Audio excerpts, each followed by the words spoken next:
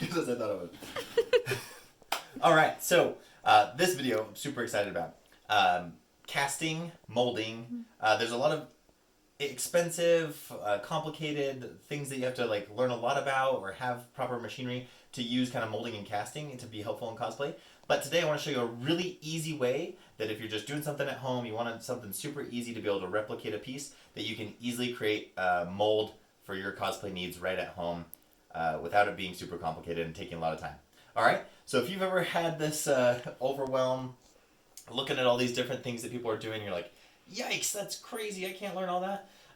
Go ahead and comment right below before we continue on here. Type yikes in the comments there below and let me know if you've had that same experience. All right, today we're going to cover how to make it super easy in a simple way for you though. So if you haven't already, go ahead and subscribe, hit that bell notification so you get notified of all these quick tip clips that are coming out and you can stay on top of your game. All right, with that, we're going to move in. Grab my non-spinny chair. Here's two examples that I wanted to show you right off the bat that I've done. So I was creating a bunch of spikes and I wanted them all to be symmetrical, be the same shape, size, relative, everything.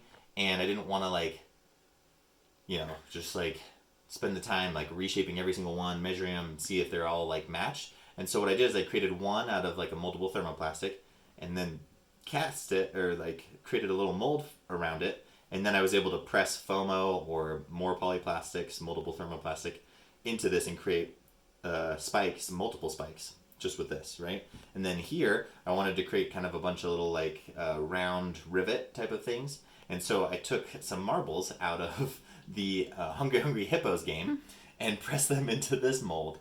And then I could press FOMO into this and create a bunch of little spikes. Or, I mean, not spikes, sorry. A bunch of little rivet type of heads that I could use. So, with that, let me go ahead and just show you real quick how you can do this. I didn't grab something to cast. Oh no, how embarrassing. Oh man. Oh boy. What are we gonna do? What are we gonna do? What should we cast? A ring. Okay. No, is that a good idea? So with this method, it's not going to be something where you can do like a two-part mold. It's just going to be like something simple like this where you press it in from one side and then the back side is going to be attached to something so you don't need to have a full 360. You could just like cast the scissors or something. About a battery? Sure. Do we need to start this video over? Okay.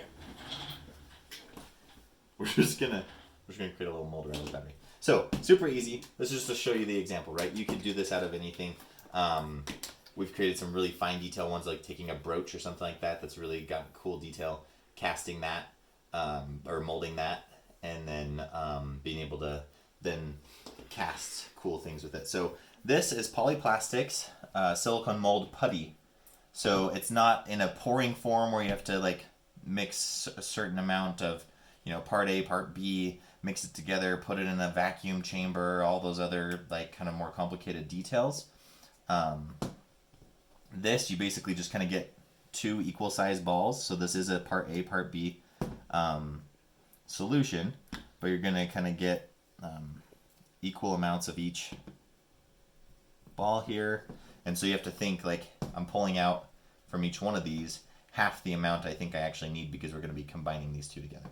Right? So you take these two, just going to mix them together, and once you start mixing this together, it's going to activate the mold putty to start curing, okay?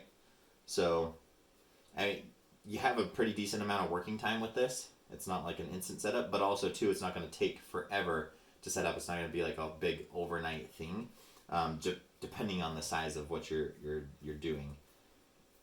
But it could be as little as like 20 minutes and it would be pretty well set up for you. Up to a couple hours, right? So I'm just going to take this, press it around this battery. Just like that. Now for like pouring and stuff, you need to like, you know, set up walls and all these other things because you have to be able to like pour it in there and have it all stay in. With the putty, it kind of already has some hold to itself. And with the one that Polyplastics does, it's they actually reached out to me to give them some feedback on what type they should do. They sent me a couple, and this one set up the quickest and was kind of the most durable. It wasn't super flimsy and everything like that. It had some actual hold to it, so you can do things like this. So I'm just kind of use this flat surface, press this down around it. Now I don't have the time in this video to wait till for that to cure, but essentially it comes out, you know, just like this. Nice little durable silicone mold that you can reuse multiple times over and over again. And so in another video, I'll show you how to actually take foam clay and press it into molds and some tricks for that. But in this one, I wanted to show you an easy way to be able to create simple molds, to be able to, you know, mass produce a specific item if you have like repeats of something on a costume, like spikes or rivets or different things like that. So hopefully this was helpful for you. If it was, please give it a like. If it wasn't, give it a dislike. If it was helpful for you and you think you know someone that would benefit from it, please share it with them. Spread the love, help teach everyone else in the cosplay community, and share this awesome knowledge when you find it. And with that, once again, I want to hear from you. What is your single greatest challenge when it comes to cosplay? All right, this one's cosplay in general. What's your single greatest challenge that you run into when you're cosplaying? And thank you guys so much, and cosplay on, my friends. See ya.